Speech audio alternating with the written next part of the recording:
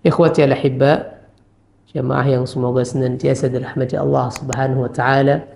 Pertama kita bersyukur kepada Allah Subhanahu wa taala, alhamdulillah sampai detik ini Allah Subhanahu wa taala berikan kita berbagai macam nikmat dan karunia. Wabil khusus nikmat kita diberikan taufik oleh Allah Subhanahu wa taala, masih bisa kita menghamba kepada Allah Subhanahu wa taala, mempersembahkan ketaatan demi ketaatan kepada Allah Jalla Jalaluh, yang kita berharap dan berdoa semoga setiap kebaikan, setiap ketaatan, setiap ibadah yang kita persembahkan kepada Allah Subhanahu wa taala diterima oleh Allah Subhanahu wa taala dan menjadi pemberat timbangan amal kebajikan kita kelak di yaumil qiyamah nanti. Allahumma amin. Ikhwatal ahibba, insyaallah pada kesempatan kali ini kita akan sama-sama merefresh, ya, menyegarkan kembali pengetahuan kita, tadabbur kita terhadap surat-surat Al-Quran, ayat-ayat Al-Quran yang setiap hari kita baca bersama. InsyaAllah kita akan mengkaji materi tafsir Al-Quran. Tafsir Al-Quran atau ilmu tafsir merupakan ilmu yang paling utama, ilmu yang paling agung di antara setiap ilmu yang ada, karena dia langsung bersentuhan dengan kalamullah, firman Allah Subhanahu wa ta'ala, yang tujuannya adalah agar kita bisa memahami makna dari setiap ayat yang Allah Subhanahu wa taala turunkan kepada baginda Nabi besar Muhammad sallallahu alaihi wasallam. Kemudian kita juga bisa mentadabburi ayat tersebut sehingga kemudian mudah kita amalkan dalam keseharian kita. Mempelajari tafsir juga memberikan faidah kepada kita, menguatkan akidah kita.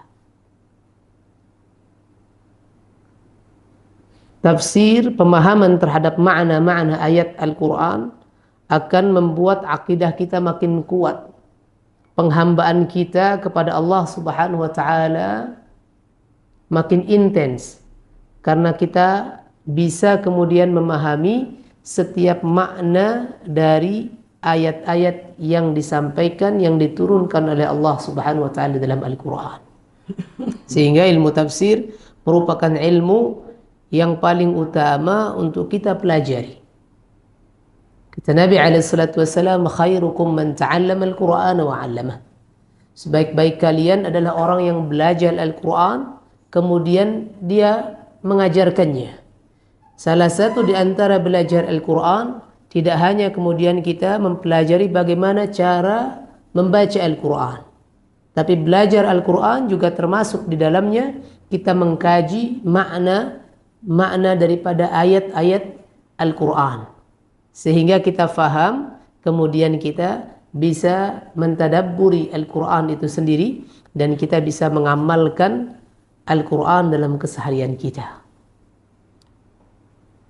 Akan sangat sulit kita bisa mengamalkan Al-Quran ketika kita tidak memahami ayat Al-Quran. Sangat sulit kita bisa mengaplikasikan isi daripada setiap ayat Al-Quran kalau kita tidak faham apa makna ayat tersebut. Maka perlu kemudian kita mengkaji tafsir Al-Quran agar kita bisa memahami makna dari setiap ayat Al-Quran. Kita tidak mungkin kemudian bisa mencontoh Nabi SAW yang Ibunda Aisyah radhiyallahu anha katakan, kana khuluquhul Quran. Adalah akhlak Nabi SAW Al-Quran. Nabi merupakan manifestasi daripada Al-Quran. Kalau kita mau lihat Al-Quran, maka kita lihatlah Nabi SAW. Kita tidak bisa dan tidak mungkin mencontoh itu kalau kita kemudian tidak faham terhadap makna yang terdapat dalam Al-Quran. Maka insyaAllah kajian kita akan merefresh kembali, menyegarkan kembali pemahaman kita terhadap makna Al-Quran, makna setiap ayat dari Al-Quran lewat kajian tafsir insyaallah ta'ala. Maka yang pertama insyaallah akan kita bahas dalam pertemuan ini, kita akan mencoba merefresh kembali ingatan kita terkait dengan tafsir suratul Fatihah. Suratul Fatihah yang surat yang setiap hari kita baca dan paling banyak kita baca daripada ayat Al-Quran. Setiap hari kita baca. Ya, ayat yang paling banyak kita baca dalam kehidupan kita, keseharian kita adalah suratul Fatihah. Namun pertanyaannya, apakah kita kemudian sudah mengerti makna daripada suratul Fatihah? Apakah kita sudah mengamalkan apa yang ada dalam suratul Fatihah? Apakah kita sudah membumikan suratul Fatihah itu sendiri atau tidak?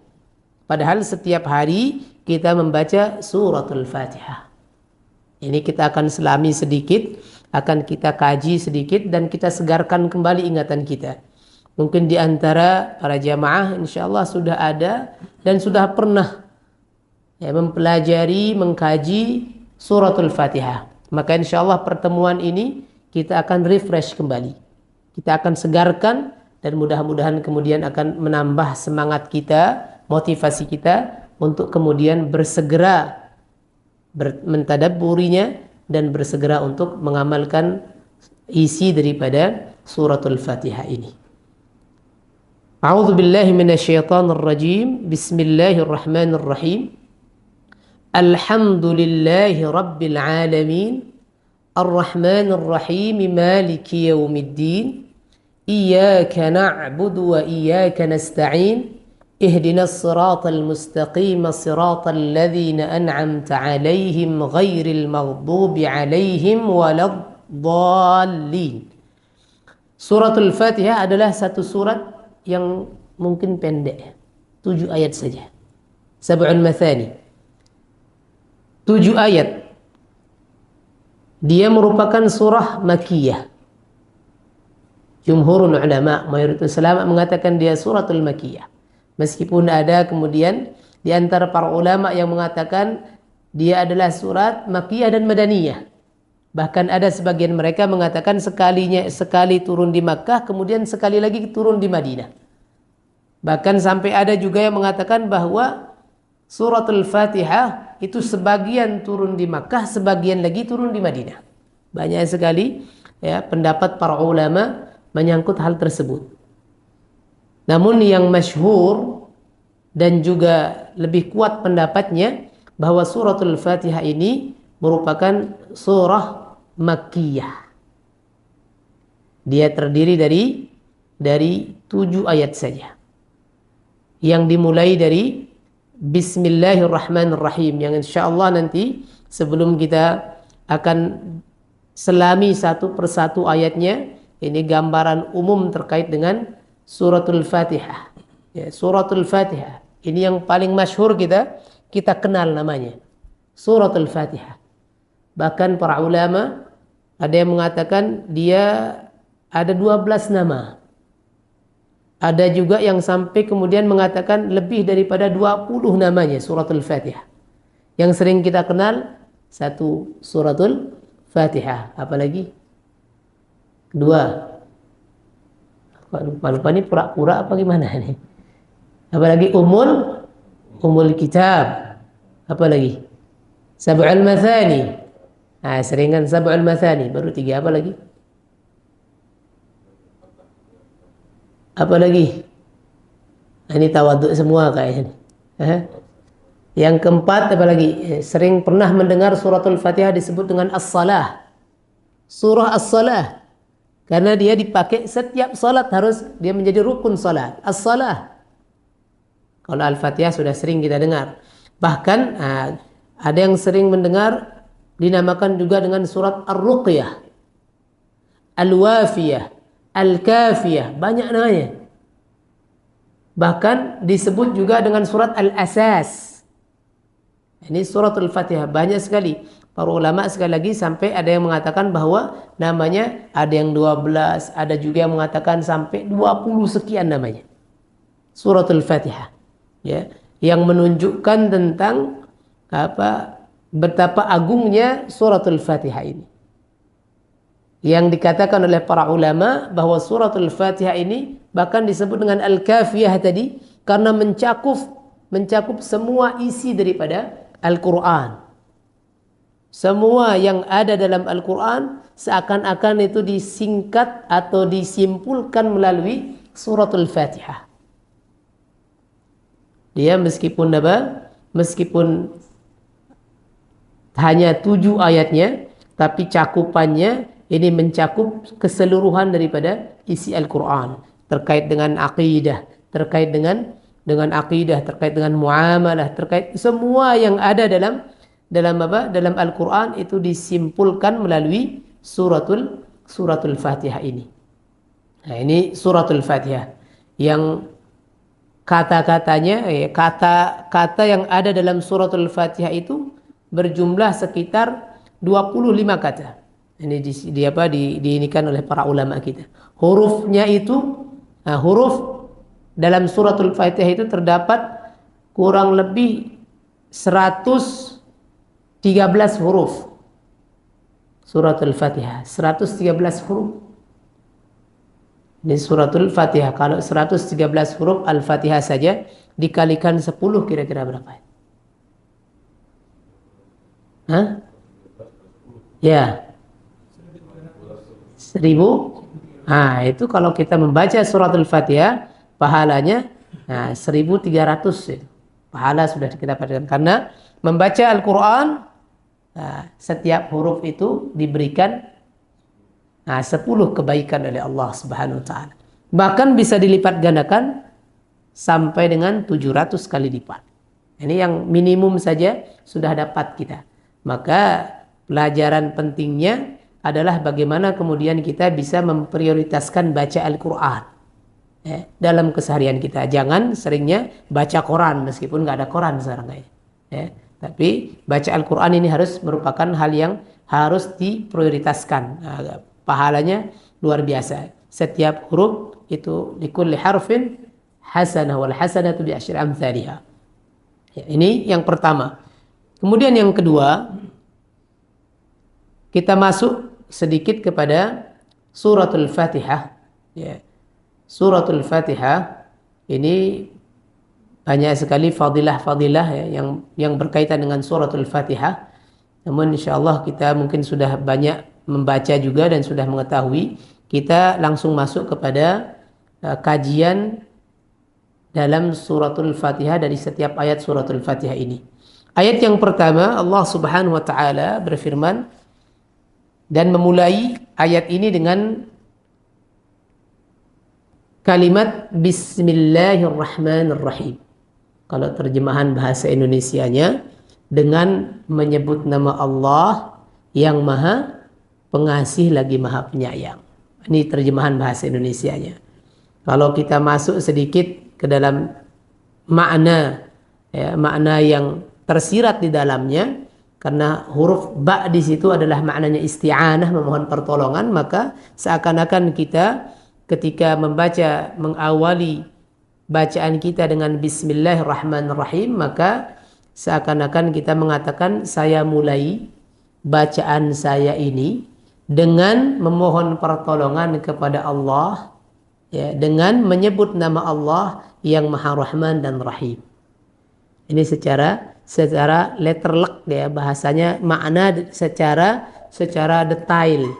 Jadi seakan-akan kita mengatakan saya mulai bacaan saya ini dengan memohon pertolongan kepada Allah dengan menyebut nama Allah Subhanahu wa taala yang Maha Rahman dan Maha Rahim.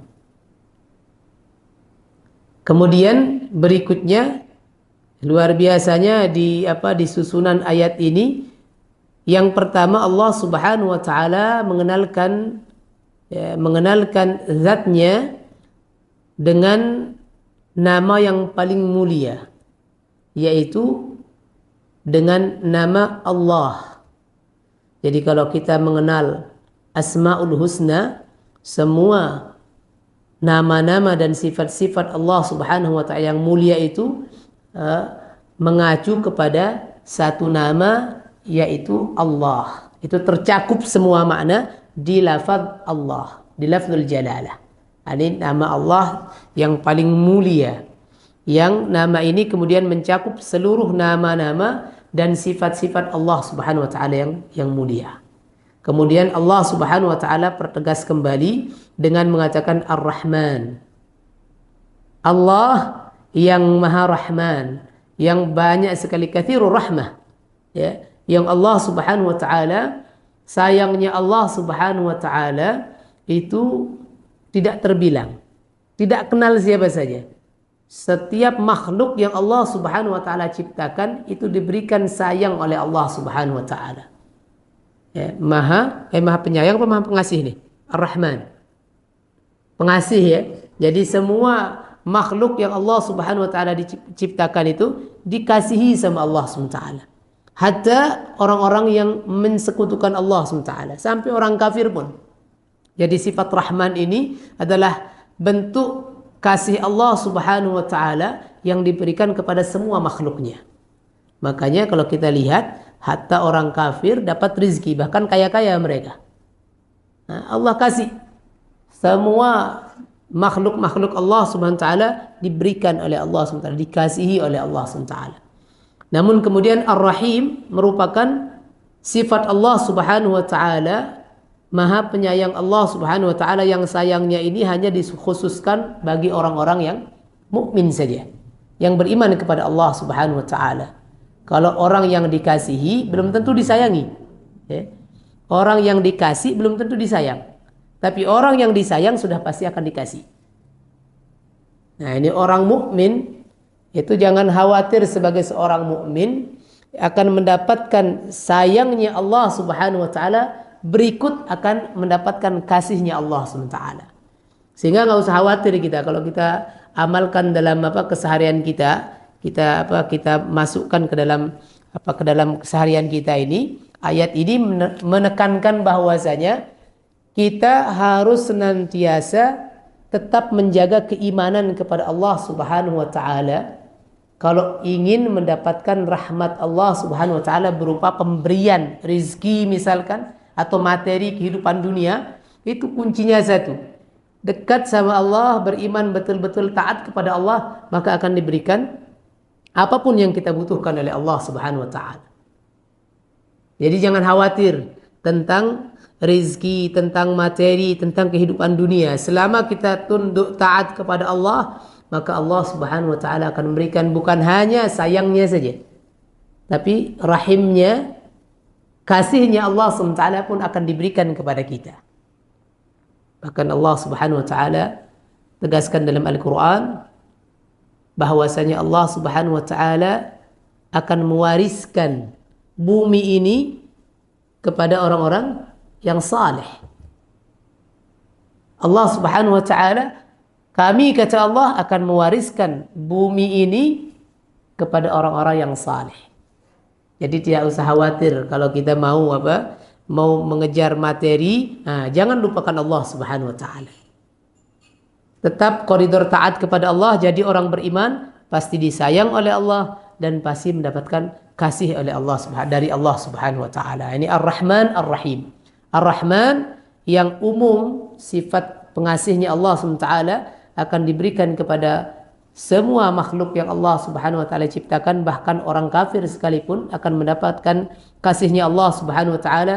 Namun Ar-Rahim ini dikhususkan bagi hamba-hambanya yang beriman kepada Allah Subhanahu wa taala. Dan kata-kata Rahman dan sayang itu orang yang dikasihi, sekali lagi orang yang dikasihi belum tentu disayang. Tapi orang yang disayang sudah pasti akan dikasih juga oleh Allah Subhanahu wa taala, akan mendapatkan kasihnya Allah Subhanahu wa taala. Kalau kita sayang kepada seorang, ya kan, atau kita ngasih kepada anak kita misalkan, atau siapa saja kita kasih, belum tentu kita sayang. Ya, orang ini maksa terus, sudah kasih aja deh. Ya, akhirnya dikasih, sayang nggak? Belum tentu. Terpaksa tuh ngasihnya. Tapi kalau sudah sayang, pasti ngasih. Sayang, mau minta apa aja dipenuhi karena sayangnya dia. Nah, ini maka yang dikejar itu adalah rahimnya Allah Subhanahu wa taala ini. Sayangnya Allah Subhanahu wa taala dikejar, dengan ketaatan, dengan keimanan, maka akan mendapatkan rahmannya itu juga akan kita dapatkan dari Allah Subhanahu wa taala. Kemudian yang kedua, Bismillahirrahmanirrahim.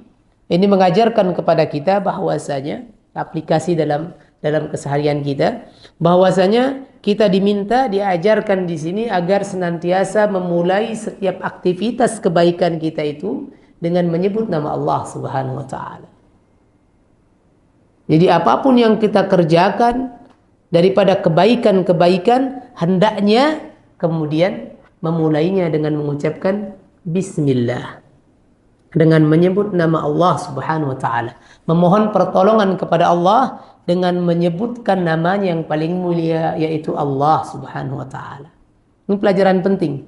Makanya Nabi SAW kemudian beliau menegaskan setiap perbuatan yang kemudian di situ tidak disertakan, tidak disebutkan nama Allah, tidak diucapkan bismillah, maka kata Nabi SAW jauh daripada keberkahan. Setiap perbuatan dzubalin kemudian tidak disebutkan la yuzkaru fiha bismillah fahuwa aqta', kata Nabi SAW. Maka hendaknya diperhatikan setiap kebaikan yang kita lakukan mulai dengan mengatakan bismillah, agar terdapat keberkahan di situ. Sehingga kemudian bismillah menjadi salah satu pembuktian kita bahwasanya setiap kebaikan yang kita lakukan ini adalah merupakan pemberian dari Allah Subhanahu wa taala. Biar kita tidak sombong, biar kita tidak lupa, biar kita tidak jemawa, biar kita tidak takabur. Maka ingat, setiap kebaikan yang dimulai atau setiap kebaikan yang dilakukan mulai dengan mengatakan bismillah. Biar kita ingat bahwasanya kebaikan yang kita lakukan ini merupakan pemberian dan kita tidak bisa lakukan kecuali dengan pertolongan Allah Subhanahu wa taala.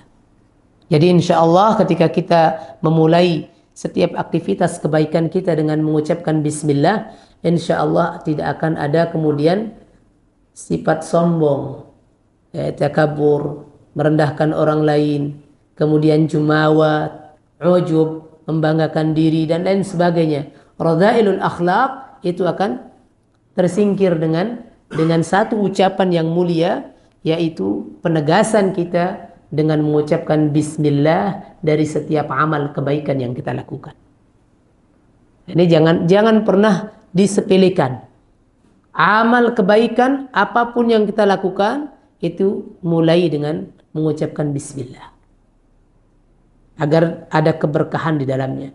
Sehingga jangan kemudian membaca bismillah. Hukum membaca bismillah juga tergantung pada amal perbuatan yang ingin dilakukan.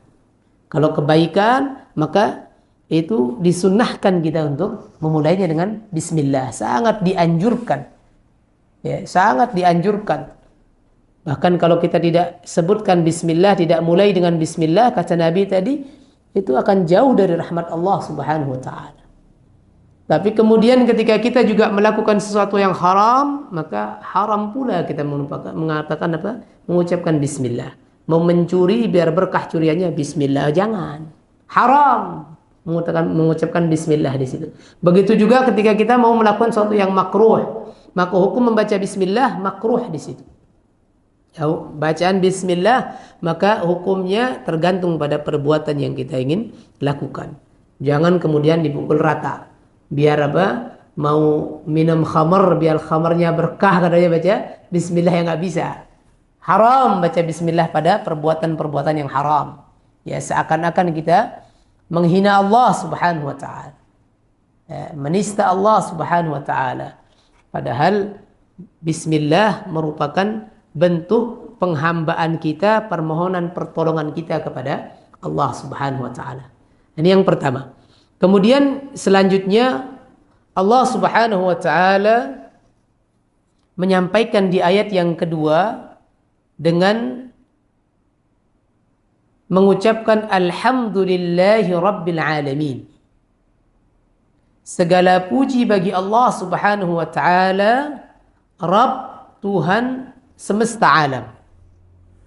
Dalam bahasa Arab ada, dalam bahasa Arab itu kalau pujian yang diberikan kepada apa namanya, kepada zat atau kepada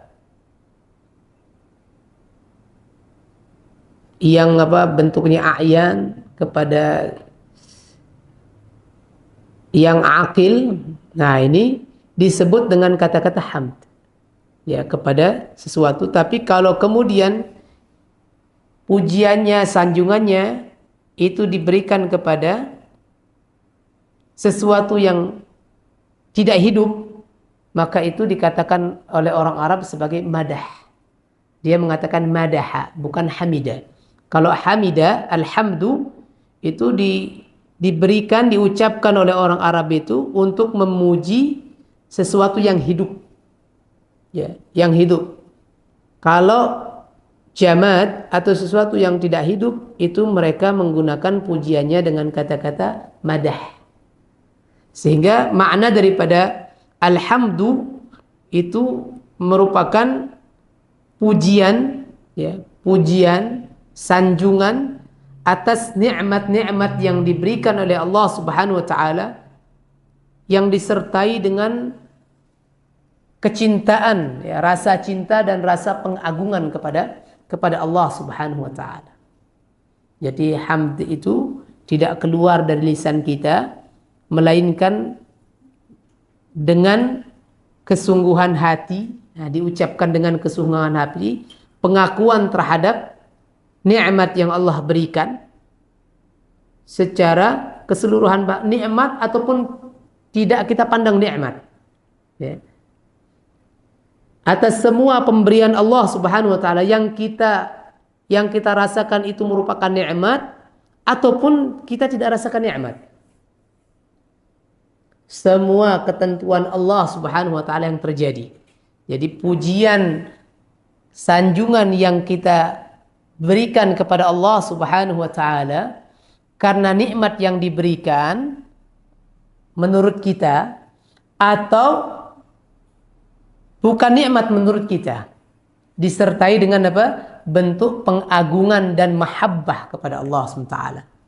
Jadi semua ketentuan Allah Subhanahu wa taala yang terjadi, yang ditentukan untuk kita, itu disitulah kemudian layaknya pujian hamd ini kita lantunkan kepada Allah SWT, kita ucapkan. Jadi bukan saat kita mendapatkan kebaikan saja kemudian kita mengucapkan apa? Mengucapkan alhamdulillah. Karena makna daripada alhamdu itu sekali lagi adalah sanjungan pujian yang kita sampaikan kepada Allah karena nikmat yang datang, yang kita rasakan itu merupakan nikmat, atau yang kita tidak rasakan itu nikmat, disertai dengan kecintaan, rasa cinta dan pengagungan kepada Allah SWT. Contoh, saat datang sesuatu yang baik, pasti semua kita sepakat bahwa ini adalah nikmat. Ya, dapat proyek sekian M, dapat apa, pokoknya sesuatu yang apa, dikasih sehat, ya dikasih sehat, semua kita mengatakan ini nikmat, yang baik kan, baik menurut kita. Tapi kemudian jika kita diberikan ujian, cobaan, dikasih sakit, ada yang bilang itu nikmat, ada yang bilang itu baik, ada yang bilang baik enggak? Nggak ada yang bilang baik. Di antara kita mayoritas menganggap bahwa itu buruk. Dikasih apa? Usahanya seret, nggak dapat orderan, proyek nggak dapat, ini nggak dapat. Semua kita sepakat bahwasanya mengatakan dalam tanda kutip ini merupakan sesuatu yang tidak baik menurut dia. Sedih, gundah gulana, khawatir, apalagi sesuatu yang kita pandang buruk. Nah, ini kita yang mandang buruk. Padahal semua itu belum tentu buruk buat kita. Ya, belum tentu buruk. Kata Nabi SAW, tidaklah menimpa seorang mukmin kegundahan, rasa gelisah, kesedihan, bahkan sampai ketika duri menusuk kakinya sekalipun, kecuali dengan itu kemudian Allah Subhanahu wa taala ampunkan dosa-dosanya. Menurut kita tadi tanda kutip itu sesuatu yang buruk itu. Sedih kita, gelisah, gundah, khawatir. Gelisah ini keburukan menurut kita. Bahkan kalau ada apa? Kalau ada suatu musibah, kita pandang sesuatu itu buruk. Padahal kalau kita selami lebih dalam, itu tidaklah keburukan. Ya, tidaklah keburukan. Bahkan mungkin bisa jadi ini merupakan kebaikan buat kita. Nah, alhamdulillah itu adalah pujian yang kita sanjungkan kepada Allah Subhanahu wa taala dalam setiap keadaan kita. Yang disertai dengan mahabbah kita kepada Allah dan bentuk pengagungan kita kepada Allah Subhanahu wa taala. Karena Allah Subhanahu wa taala yang Maha menentukan setiap sesuatu dan pasti dari setiap ketentuan Allah Subhanahu wa taala itu terdapat kebaikan bagi seorang hamba. Baik yang kita rasakan baik tadi ataupun yang kita rasa adalah itu merupakan keburukan buat kita. Tapi intinya bahwasanya setiap ketentuan yang Allah SWT tentukan buat kita adalah merupakan kebaikan buat kita. Jadi alhamdulillah. Makanya ketika Nabi SAW mengajarkan kalau dapat nikmat, puji Allah Subhanahu wa taala, alhamdulillahilladzi bi ni'matihi tatimmus shalihat. Kita mengerjakan kebaikan, kita dapat kebaikan, kita dapat sesuatu yang menggembirakan, kita suka kepada sesuatu, kita dapatkan itu, maka kita puji Allah Subhanahu wa taala dengan mengatakan alhamdulillahilladzi bi ni'matihi tatimmus shalihat. Segala puji bagi Allah yang dengan nikmat dan karunia-Nya lah kemudian sempurna kebaikan-kebaikan itu bisa saya dapatkan atau bisa saya lakukan. Dipuji Allah SWT dengan apa? Karena kebaikan yang kita dapatkan atau kebaikan yang bisa kita lakukan. Namun ketika kita kemudian merasa ada sesuatu yang tidak baik yang kita rasakan mendatangi kita, maka Nabi SAW mengajarkan agar kita tetap memuji Allah Subhanahu wa taala dengan mengatakan alhamdulillahi ala kulli hal. Segala puji bagi Allah atas setiap keadaan. Nah, maka alhamdulillah sekali lagi ini senantiasa harus terucap dari lisan kita. Ya, pujian kepada Allah ketika terucap dari lisan kita yang disertai dengan tadi rasa cinta dan pengagungan kepada Allah dari setiap keadaan kita, baru namanya hamd, baru namanya pujian itu. Bahkan kata Nabi SAW, ketika seorang hamba diuji oleh Allah Subhanahu wa taala, diwafatkan orang terkasihnya, anak terkasihnya, buah hatinya, maka Allah Subhanahu wa taala kemudian menyeru kepada penduduk langit, apakah aku mengambil buah hati hambaku? Maka iya ya Allah, kata malaikat, apa yang dikatakan hambaku? Mereka bersabar, dia bersabar, kemudian memujimu. Jadi ketika orang mendapatkan cobaan, mendapatkan musibah, kemudian dia bersabar, dia bisa memuji Allah Subhanahu wa taala, luar biasa keutamaan yang diberikan oleh Allah Subhanahu wa taala. Orang yang diuji oleh Allah dengan diambil buah hatinya, kemudian dia bersabar, istarja'a, dan mengembalikan itu semua, mengucapkan inna lillahi wa inna ilaihi raji'un, dan memuji Allah Subhanahu wa taala, maka orang tersebut kata Allah Subhanahu wa taala menyeru kepada malaikat, bangunkan dia satu istana di surga, dan namakan istana tersebut, rumah tersebut dengan nama Baitul Hamdi. Ini rumah pujian. Jadi pujian, sekali lagi kata hamd itu selayaknya kemudian kita haturkan kepada Allah Subhanahu wa taala, zat yang maha mengatur, maha memelihara, maha menguasai, maha menciptakan alam raya ini. Alhamdulillahi Rabbil Alamin. Ya. Segala puji bagi Allah yang menciptakan, memelihara, mengatur seluruh alam raya ini.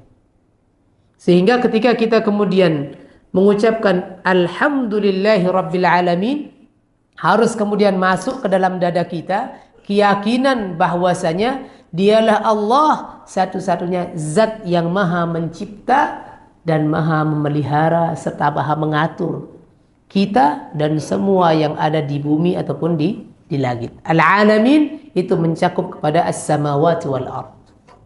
Ya, al-alamin disebut dengan al-alamin seluruh alam jagat raya ini, baik yang ada di bumi ataupun yang ada di langit. Jadi ketika kita mengucapkan alhamdulillah, jangan kemudian kosong hati kita.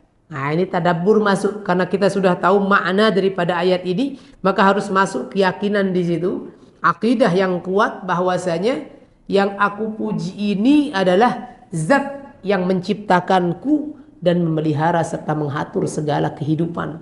Setiap kehidupanku, bahkan setiap kehidupan semua makhluk di bumi dan di langit. Bahkan kemudian Allah Subhanahu wa taala kemudian menegaskan kembali yang engkau puji adalah bukan hanya zat Allah Subhanahu wa taala yang maha mengatur, maha mencipta, maha mengatur, maha memelihara alam raya ini saja, namun dialah kemudian yang memberikan tadi Ar-Rahman, yang sangat murah pemberiannya, yang memberikan setiap makhluknya, baik yang kafir ataupun yang mukmin. Dan dialah Allah Subhanahu wa taala yang mengatur itu adalah zat yang maha penyayang atas hamba-hambanya yang beriman. Ar-Rahman Ar-Rahim. Ini penegasan kembali tentang sifat-sifat Allah Subhanahu wa taala. Maliki Yaumiddin. Di sini Allah Subhanahu wa taala kemudian melengkapi kemaha kekuasaannya dengan menyebutkan salah satu sifat Allah Subhanahu wa taala sebagai raja, pemilik. Pemilik bukan pemilik apa itu pemilik Yaumiddin, hari pembalasan, Yaumul Qiyamah.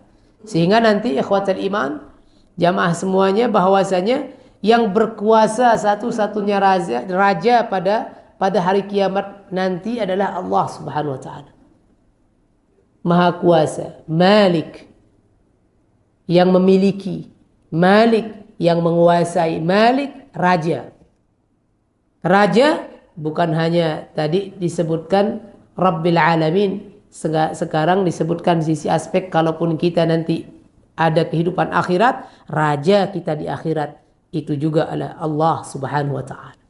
Maka nanti Allah Subhanahu wa taala, karena dialah zat yang maha menguasai, raja dari hari pembalasan itu, maka Allah Subhanahu wa taala nanti akan memintai pertanggungjawaban dari setiap amal perbuatan kita ketika kita di dunia. Karena dia raja, Malik. Maka Malik ini adalah kuasanya adalah interogasi, menanyakan kembali pertanggungjawaban kita terhadap apa-apa yang kita lakukan ketika kita di dunia. Ini Maliki Yaumiddin.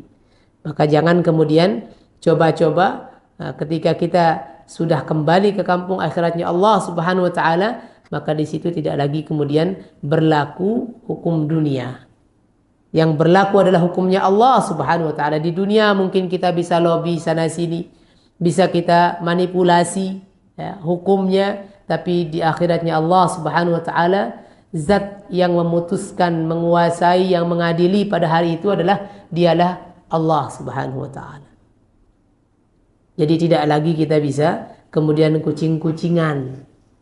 Yang diminta hanyalah pertanggungjawaban di situ oleh Allah Subhanahu wa taala. Tidak lagi kita kemudian bisa memanipulasi hasil kerja kita ketika kita di dunia.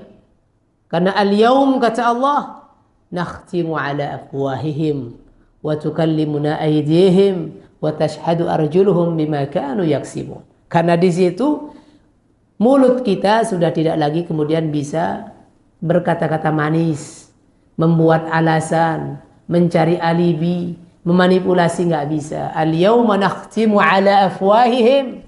Mulut kita dikunci oleh Allah SWT. Itu tutup rapat.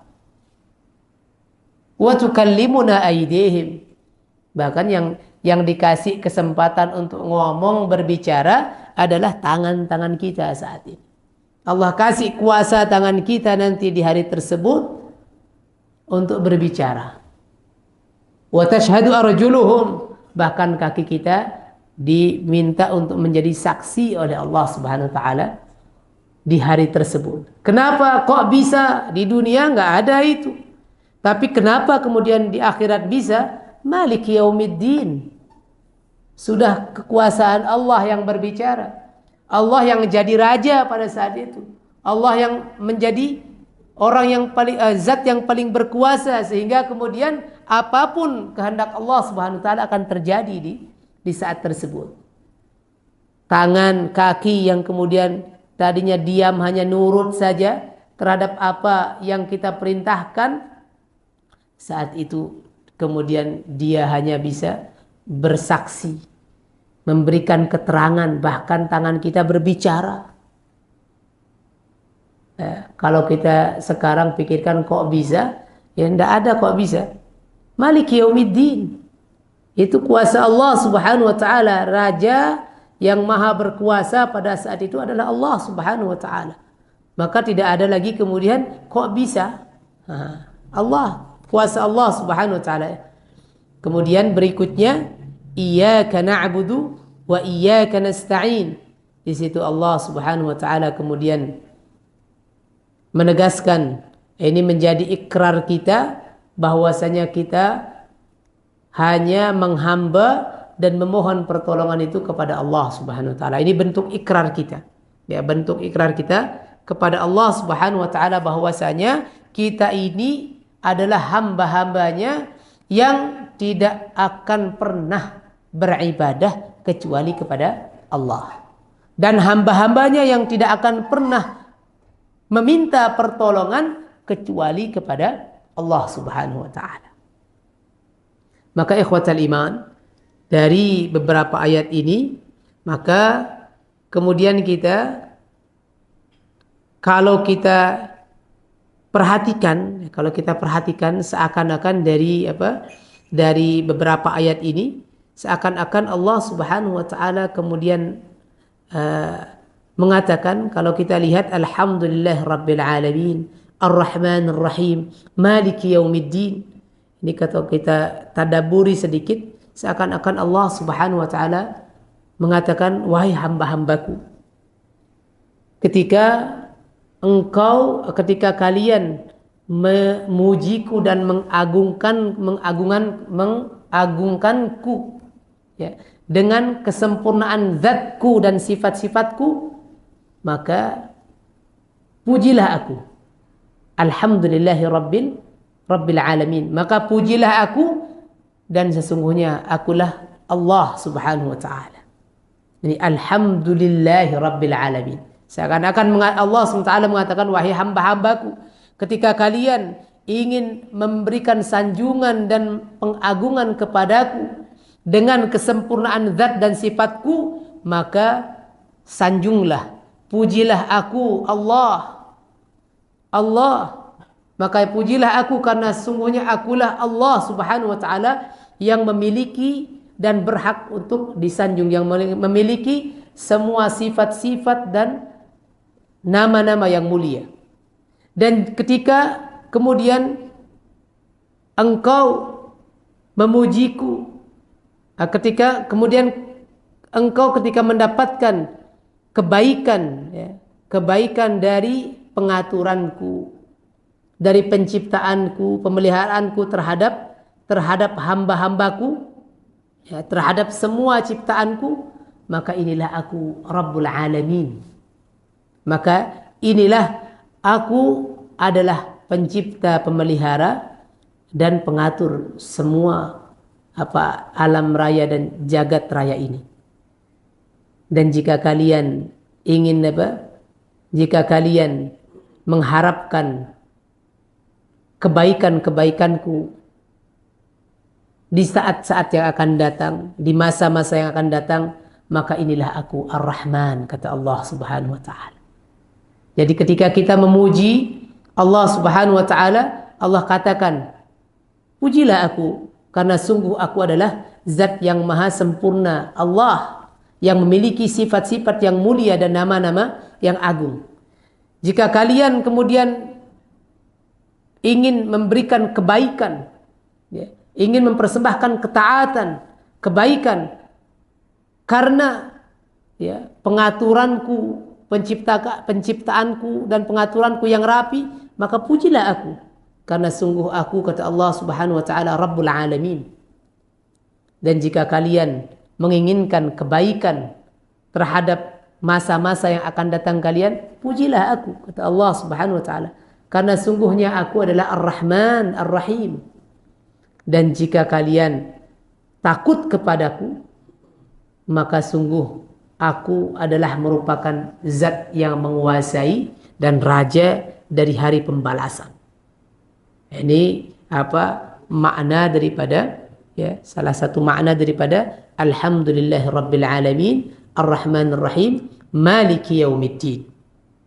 Dan ikhwatal iman, kalau kita perhatikan di sini juga, ya, berapa ayat ini ya, menegaskan kepada kita, ini juga merupakan apa, tadabbur dan amal, ya, amal yang bisa kita lakukan terkait dengan suratul Fatihah yang tadi kita sudah sampaikan. Maka pujian kepada Allah tadi, pujian kepada Allah Subhanahu wa taala, alhamd, itu harus kita lakukan sebelum kita meminta kepada Allah. Ya. Jadi kita meminta, berdoa kepada Allah itu salah satunya adalah dengan memuji Allah Subhanahu wa taala terlebih dahulu. Kalau kita lihat nanti lanjutan daripada ayat ini, ya, lanjutan daripada ayat ini di ayat yang ke-6 itu, dari ayat 1 sampai 6 itu merupakan sanjungan dan pujian kepada Allah. Kemudian permohonannya hanya di ayat yang ke-7. Ya, kalau kita lihat di sini ayat yang ke-5, iyyaka na'budu wa iyyaka nasta'in, kemudian yang ke-6 baru kemudian mengatakan ihdinas siratal mustaqim. Ya, ini permintaan. 5 ayat kita memuji, kemudian ya 1 atau 2 ayat ini menjadi pelengkap permintaan kita. Ihdinas siratal mustaqim, 1 permintaan.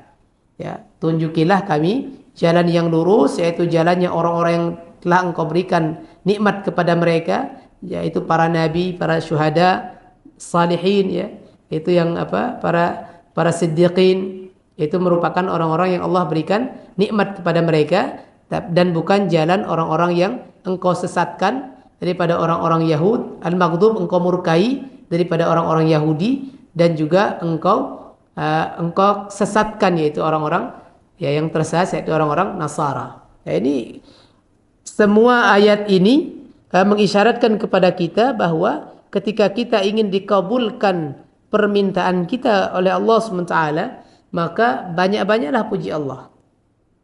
Permohonan kita itu hendaknya dimulai dengan pujian-pujian kepada Allah Subhanahu wa taala. Ini salah satu faidah daripada suratul Fatihah.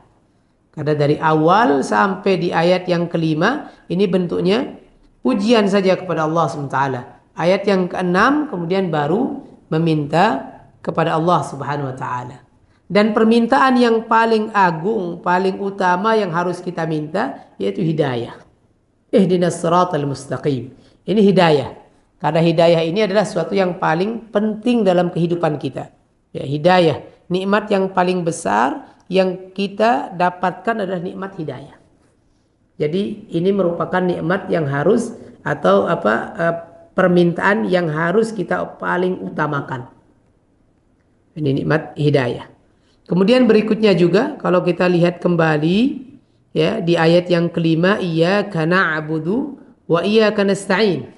Jadi kata-kata iyyaka na'budu ini bentuk ikrar kita kepada Allah, hanya kepada Allah kami menyembah dan hanya kepadamu kami memohon pertolongan. Ini kalau kita lihat Allah Subhanahu wa taala kemudian ungkapkan di sini bahwasanya ibadah itu selalu mengkaitkan ibadah dengan pertolongan Allah Subhanahu wa taala. Ibadah itu merupakan salah satu wasilah. Salah satu wasilah kita untuk mendapatkan pertolongan Allah. Jadi kalau kita mau mengharap pertolongan Allah, maka beribadahlah kepada Allah SWT. Dan pertolongan itu akan datang dengan ibadah. taat dulu baru datang pertolongan.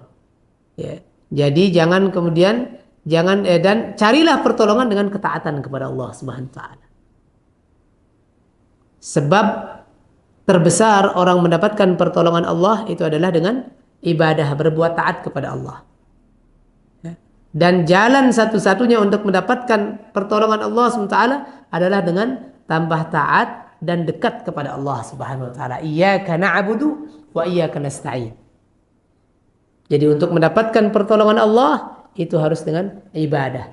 Dan ibadah kita kepada Allah ini akan mendatangkan pertolongan Allah Subhanahu wa taala.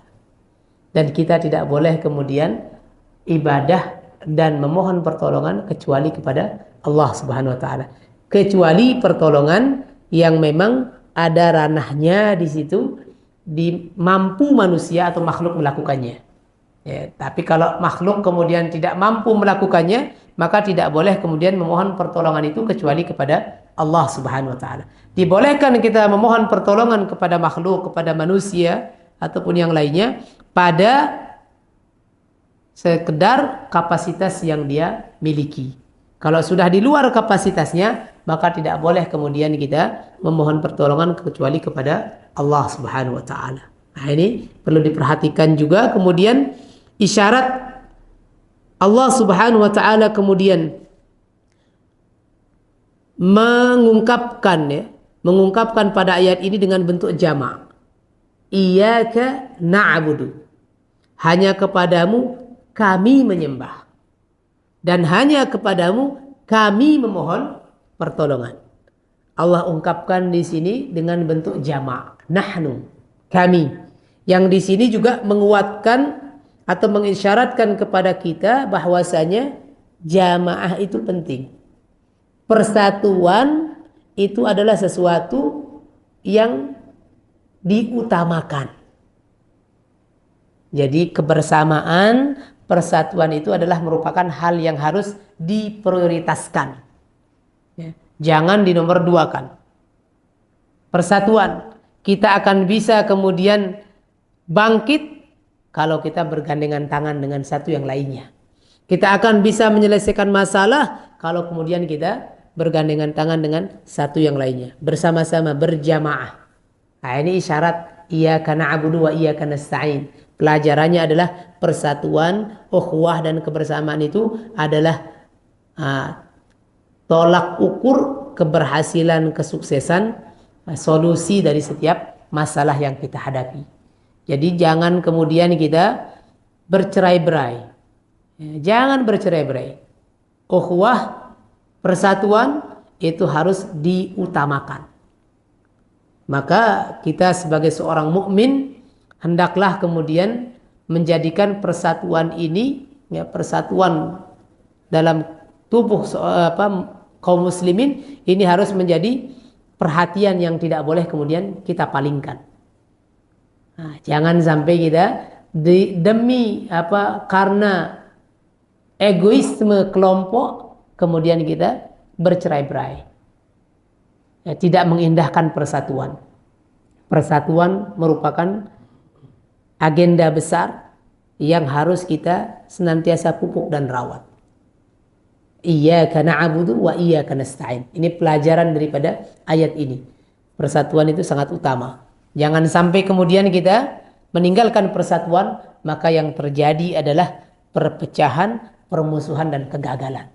Ya, sehingga berapa ayat-ayat yang terdapat dalam suratul Fatihah ini ya memberikan banyak sekali insight, pelajaran kepada kita agar kita senantiasa bisa kemudian tambah kenal dengan Allah Subhanahu wa taala, ya. Lebih mengetahui Allah Subhanahu wa taala dengan sifat-sifat yang sudah disebutkan oleh Allah Subhanahu wa taala di dalam ayat-ayat dari suratul Fatihah ini, dan kita juga kemudian bisa memaksimalkan potensi ketaatan kita kepada Allah, penghambaan kita kepada Allah dengan kemaha kekuasaan Allah Subhanahu wa taala yang sudah disebutkan dan ditegaskan di dalam suratul Fatihah ini, dan kita menggantungkan setiap pengharapan kita kepada Allah Subhanahu wa taala zat Rabbul Alamin, ya. Ar-Rahman Ar-Rahim, Maliki Yaumiddin, yang patut dan yang berhak untuk disembah dan dimintai pertolongan. Tidak boleh kita memalingkan harapan kita kecuali kepada Allah Subhanahu wa taala. Ini pelajaran-pelajaran yang bisa kita dapatkan daripada suratul Fatihah ini. Terakhir, suratul Fatihah ini merupakan satu surat yang Allah Subhanahu wa taala kemudian bagi dua. Ada bagian yang untuk Allah Subhanahu wa taala, dan kemudian bagian yang berikutnya adalah untuk hamba Allah Subhanahu wa taala. Dari ayat yang pertama, ya, sampai kemudian ayat yang ke-5 itu bagian untuk Allah Subhanahu wa taala. Dari kemudian ayat yang ke-6 dan ke-7 ini adalah bagian hamba Allah Subhanahu wa taala, ya.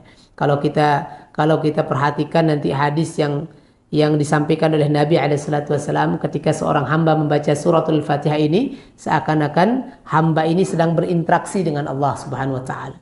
Ketika seorang hamba mengatakan alhamdulillah rabbil alamin, maka Allah Subhanahu wa taala mengatakan hambaku sedang memujiku, menyanjungku. Ketika kita mengucapkan Ar-Rahman Ar-Rahim, Maliki Yaumiddin dan berikutnya, maka Allah Subhanahu wa taala mengatakan ini merupakan bagianku. Dan ketika seorang hamba kemudian mengatakan ihdinas siratal mustaqim siratal ladzina an'amta 'alaihim ghairil maghdubi 'alaihim waladdallin, maka Allah Subhanahu wa taala mengatakan ini adalah bagian hambaku, dan bagi hambaku apa yang dia minta.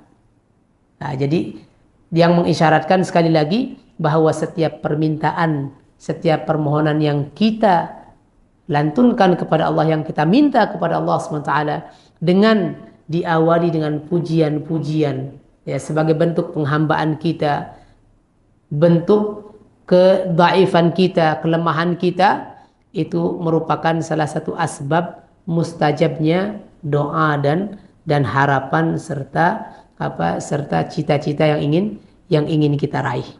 Demikian mungkin yang bisa disampaikan, mudah-mudahan bermanfaat.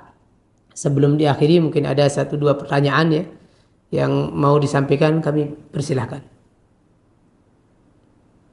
Ada? Aman insyaallah, ya. Tinggal amal saja berarti. Tinggal diamalkan insyaallah.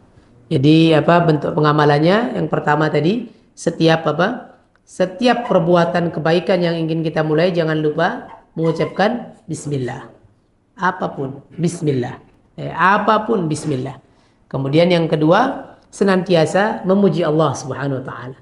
Kapanpun, keadaan apapun yang kita dapatkan, maka pujilah Allah. Kalau kebaikan, tambah pujiannya, ya. Kalau yang kita rasa buruk pun tetap dipuji Allah Subhanahu wa taala. Kalau baik, kita rasakan alhamdulillahilladzi bi ni'matihi tatimmus shalihat. Kalau kita rasakan kurang baik buat kita, tetap puji Allah dengan mengatakan alhamdulillahi ala kulli hal. Puji Allah SWT dalam setiap keadaan apapun yang kita rasakan. Karena semua ketentuan Allah pasti yang terbaik buat kita. Ya. Ini kemudian berikutnya kesimpulannya, sebelum kita meminta kepada Allah, puji Allah SWT. Dan ini merupakan salah satu sebab diijabahnya doa.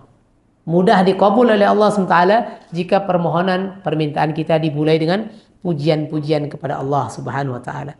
Terakhir, persatuan. Persatuan jangan disepelekan, jangan dianggap remeh. Jadi persatuan ini merupakan kunci daripada kejayaan umat Islam. Ya. Kita tidak akan bisa jaya, kita tidak akan bisa berhasil terhadap sesuatu kalau kita tidak bersatu. Jadi jamaah di sini, kalau ada program apapun, tidak bisa berhasil dalam program itu kalau kita tidak kerjakan bersama-sama. Pentingnya berjamaah, ya, kuatnya kita karena kita bersama-sama. Lidi itu tidak bisa nyapu lantai kita, karpet kita kalau ada debu, kalau dia satu sendirian. Tapi akan bisa membersihkan karpet yang ada dari debu kalau dia kemudian kita kumpulkan 1 lidi, 2 lidi. Nah, kita kumpulkan sekian lidi, banyak lidi untuk bisa membersihkan. Jadi apapun kondisi kita, jadi berjamaah, bersatu dengan yang lainnya, jangan disepelekan, karena sebab kesuksesan dan sebab kejayaan kita, keberhasilan kita dari setiap permasalahan yang kita hadapi adalah berjamaah. Wallahu ta'ala ala wa alam bisawab. Demikian yang bisa disampaikan, mudah-mudahan bermanfaat dan bisa kita amalkan. Hadanallahu wa iyyakum ajma'in. Kita tutup dengan doa kafaratul majlis. Subhanakallahumma wa bihamdika asyhadu an la ilaha illa anta astaghfiruka wa atubu ilaik. Wal 'afwu minkum. Wassalamu alaikum warahmatullahi wabarakatuh.